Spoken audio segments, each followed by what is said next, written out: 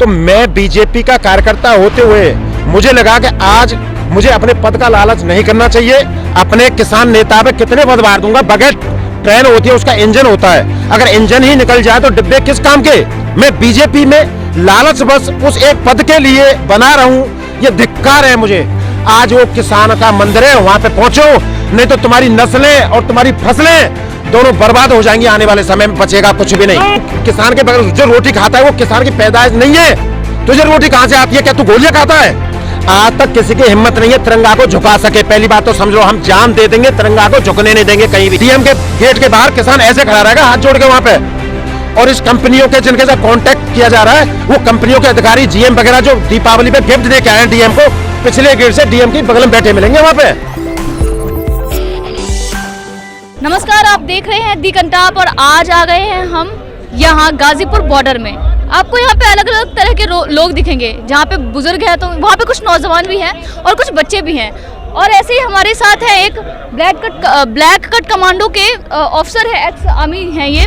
तो आइए आज हम इनसे बात करते हैं कि ये इस पूरे आंदोलन को कैसे देखते हैं और आज ये किस मकसद से यहाँ पे आए हैं। मैं एक्स एनएसजी कमांडो हूँ और अलीगढ़ से जट्टारी से आया हूँ।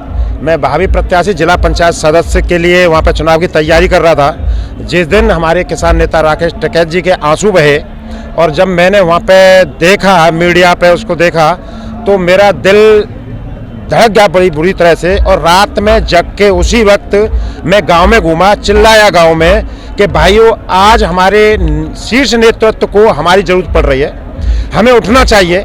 और मैं रात को जो मुनादी करता है लड़का, उसको जगाया, उसने थाली लेके उसको बजाना शुरू कर दिया डंडी से पूरे गांव में, जागो जागो, आज हमारे नेता को जरूरत पड़ गई हमारी। तो मैं बीजेपी का कार्यकर्ता होते हुए मुझे लगा कि आज मुझे अपने पद का लालच नहीं करना चाहिए। मैंने ये बोला कि मैं अगर पद को हार जाऊं, ऐसे कितने पद वार दूंगा मैं अपने किसान नेता पे, कितने पद वार दूंगा। बगैर ट्रेन होती है, उसका इंजन होता है, अगर इंजन ही निकल जाए तो डिब्बे किस काम के। उसी तरह से हमारे एकमात्र नेता, किसानों के मसीहा राकेश टिकैत जी, बड़े भाई, अगर उनको पुलिस उठा लेती इस दुर्भावना के साथ, जिस तरह से सड़क पुत्र हैं, इसी धरती से हमने कमाया खाया, इसी धरती से पढ़ाई लिखाई करके, कपड़े हम उसी धरती से पैदा करके, अन्न पैदा करके उसी से हमने नौकरी करी और आज उनको हमारी जरूरत थी। मैं बीजेपी में लालच बस उस एक पद के लिए बना रहा हूं, ये धिक्कार है मुझे।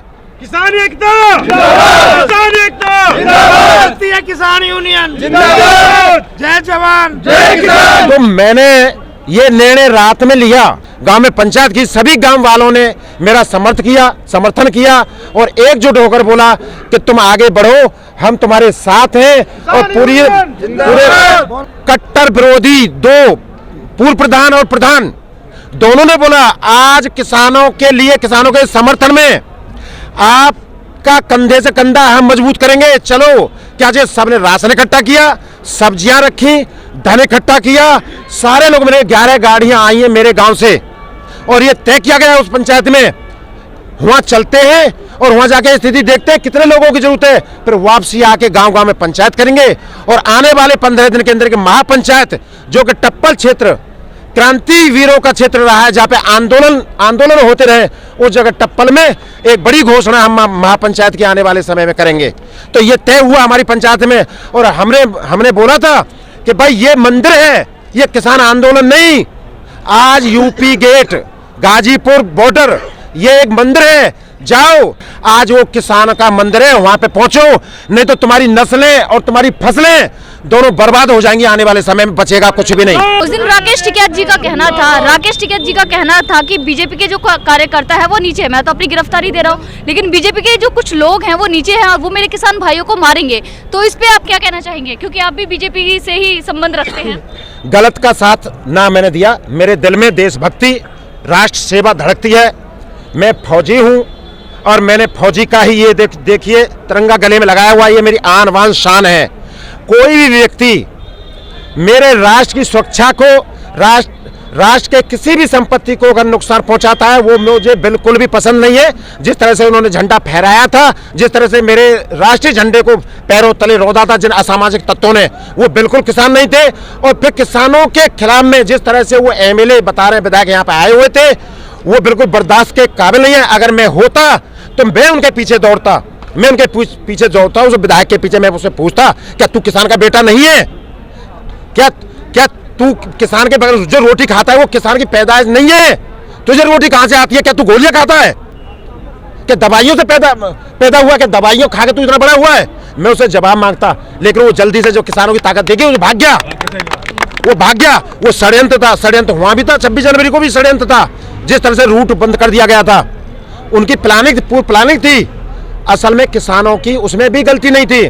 मैं बेशक बीजेपी का कार्यकर्ता रहा हूं, पर मुझे घुटन महसूस बहुत दिन से हो रही थी इसी बात को लेके।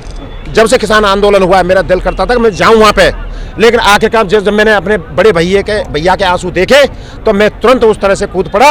और आने वाले समय में मैंने ये घोषणा करी है कि बीजेपी बेशक उनका माहौल अच्छा हो जाए, मैं फिर भी बीजेपी से चुनाव नहीं लड़ूंगा। जी, ये तो एक बहुत अच्छी बात हुई। अब आप मुझे ये बताइए कि जैसे निशान साहिब का जो झंडा था वो फहराया गया था, जो कि एक धार्मिक झंडा था। कुछ लोग ऐसा कह रहे हैं कि वहाँ पे तिरंगा था, मतलब भारत का झंडा तिरंगा था, उसको हटा के वो निशान साहिब का झंडा लगाया गया। जबकि कुछ कह रहे हैं कि ऐसा नहीं था, हमने वहाँ पे जाके तिरंगा झंडा लगाया, मतलब वहाँ जाके निशान साहब का झंडा लगाया। तो आप इन सबको कैसे देखते हैं? तिरंगा अपनी जगह था। आज तक किसी की हिम्मत नहीं है तिरंगा को झुका सके। पहली बात तो समझ लो, हम जान दे देंगे, तिरंगा को झुकने नहीं देंगे कहीं भी, किसी भी जगह पे। और मैं नहीं, किसान पुत्र सबसे पहले, ये जवान भी किसान पुत्र ही हैं। कभी भी ध्यान रखें ना, कोई बनिया का बेटा वहां जाके फौज में लड़ाई नहीं लड़ रहा है। किसी भी बटालियन में जाके क्लियर कर ले, सारे हमारे किसानों के बेटे वहां जवान। और ये किसान भी किसी झंडे को नीचे देखते हुए बर्दाश्त नहीं कर सकते। उस जगह झंडा नहीं नीचे नहीं हुआ था, उन्होंने नीचे एक डंडा था जिसमें अपना झंडा लगाया था। इस तरह की हरकतें बर्दाश्त से बाहर है हमारी, हम बर्दाश्त बिल्कुल नहीं करेंगे। और उन लोगों को साथ कड़ी कार्रवाई करनी चाहिए। उनको अभी तक अरेस्ट भी नहीं हुए हैं वो लोग, ऊपर अभी तक कोई कार्रवाई नहीं किया, तो इसके ऊपर आप क्या कहना चाहेंगे?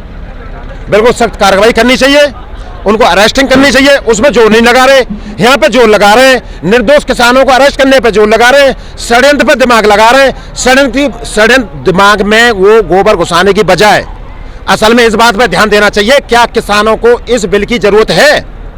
यार अगर उन्हें जरूरत नहीं, तुम जबरदस्ती क्यों थोप रहे हो उनके ऊपर? किसी बच्चे को बता देगा कि बगैर फर्द के कोई बैंक लोन नहीं दे सकता। अगर कंपनी अगर दिवालिया हो गई तो फिर किसान का भागते फिरेंगे। 50,000 की उसकी फसल है, 1.5 लाख रुपया वकीलों को देता फिरेगा। एक चीज मैं पूछना चाहता हूँ कि अगर ये हो जाए, इन्होंने कहा सुलह समिति बनेगी, 1 महीना सुलह समिति लगा देगी, मामला नहीं निपटा। 1 महीना एसडीएम लगा देगा, मामला नहीं निपटा। डीएम के वहां चला गया, डीएम के गेट के बाहर किसान ऐसे खड़ा रहेगा हाथ जोड़ के वहां पे। और इस कंपनियों के जिनके साथ कांटेक्ट किया जा रहा है, वो कंपनियों के अधिकारी जीएम वगैरह जो दीपावली पे गिफ्ट दे के आए हैं डीएम को, पिछले गेट से डीएम की बगल में बैठे मिलेंगे वहां पे। असल में इस कॉन्ट्रैक्ट फार्मिंग की सच्चाई ये है, किसान बाहर खड़ा रहेगा और कितने वकीलों को पैसे दे देगा, अंदर किसान की नहीं सुनी जाएगी। किसान यहाँ पे हताश है। ये बिल्कुल धोखा दिया जा रहा है इस कानून के एवज में, बिल्कुल धोखा दिया जा रहा है। किसान को नहीं समझा रहा है। हिंदी में वहां जाके सारे फायदे गिनवाएंगे और अंग्रेजी में एग्रीमेंट करवा लेंगे। किसान बोला वाला साइन कर देगा। जब बाद में ये बात तय होगी, जब कोर्ट में बात आएगी, तो जब कहेंगे आपके क्लोज नंबर 3 में ये लिखा हुआ है कि आप उस खेती में जाके एक गाजर भी नहीं उखाड़ सकते, ये लिखा हुआ। किसानों को पता ही नहीं था। अंगूठा लगाते वक्त तो उसमें कितने क्लोज उसने पढ़े ही नहीं। कौन सा किसान पढ़ लेगा अंग्रेजी में? हिंदी में फायदा गिनवाओगे, अंग्रेजी में एग्रीमेंट करवाओगे, हो गया धोखा किसान को। तो सारी आज़ादी किसान की खत्म हो जाएगी। हमारी पारंपरिक जो खेती है करते आ रहे हैं वो पूरी तरह निरस्त हो जाएगी और हम उनके गुलाम बन के रह जाएंगे। धीरे धीरे अंग्रेजों वाला काम हो रहा है। सूरत में पहली फैक्ट्री लगाई थी अंग्रेजों ने आके, दूसरी वहाँ के सहाने कर दी मद्रास के 2 फैक्ट्रियाँ। हमें लगा उद्योग लगाया जा रहा है।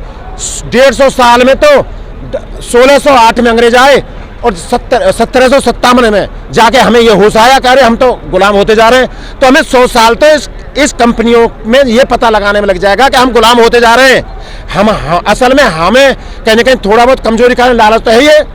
तो उन्हीं अफसरों के, उन्हीं 500 रुपए के नोट के चक्कर में उन्हीं की चमचागिरी करेंगे और हम में से जाके समझाएंगे। हम में से 4 तैयार हो जाएंगे, किसानों अपने एग्रीमेंट कर दो और हम धीरे धीरे खेती को उसमें दे देंगे। उन्होंने सारों में गेहूं बो दिए, अब सारी खेती में गेहूं बो दी है और हम गेहूं को लेने के लिए, हमारा गेहूं तो नहीं खाने के लिए, आदत में गेहूं की पड़ी हुई है, मांगने उसी कंपनी से जाएंगे। खाद्य सुरक्षा अधिनियम के तहत हमें राशन मिलता है सस्ते में, सब्सिडी वाला भाई वो बंद हो जाएगा। सारी कंपनी हमारा खरीद लेंगी, हमारा जो गेहूं को हमारे इसको पैदावार को खरीद लेंगे। खरीदे सरकार क्या करेगी? अगर हमें देगी, हमें अगर सरकार हमें उसी को सरकार अगर हमें देती है या तो खत्म करेगी 80 लाख को सुविधा देना, अगर नहीं देती है तो फिर उन कंपनियों से महंगे दामों में खरीदेगी। सेटिंग देखिए, सोनीपत में अडानी रिलायंस की जमीनें खरीद चुके हैं गोदाम के लिए पहले ही, अब से नहीं 3-4 साल पहले खरीद चुके हैं वो। ये हमें बेचा जा चुका है किसानों को पहले ही। असल में सौदा हमारा पहले हो चुका है, एग्रीमेंट अब आ रहा है, उन्होंने तैयारियां पहले कर ली हैं। 2 एकड़ जमीन में गोदाम बनाने का इनका प्रावधान है। क्या उसमें कानून में यह कहा गया है कि जब उखाड़ेंगे कॉन्ट्रैक्ट के बाद तो उस गोदाम की जगह पे जब जमीन हमारी खराब होगी उसको क्या ये ठीक करके जाएंगे? तो ऐसी बहुत सारी चीजें हैं, कमजोरियां उस बिल के अंदर इन्होंने बताई नहीं, छुपाई गई हैं। असल में किसान के साथ बहुत बड़ा धोखा हो रहा है और हम लोग इसको समझ नहीं पा रहे हैं। पूरे देश खबर लग गई क्या हो क्या रहा है ये, मतलब पूरे देश खबर लग गई, मतलब पूरे देश को खबर लग चुकी है कि मोदी और ये क्या कर रहे हैं। हर चीज तो बेक और मतलब और भी कुछ है इनमें। नहीं मैम, आप 27 तारीख को आए थे इधर, जिस दिन ये 27 तारीख को हंगामा हुआ आए थे, आपने देखा था।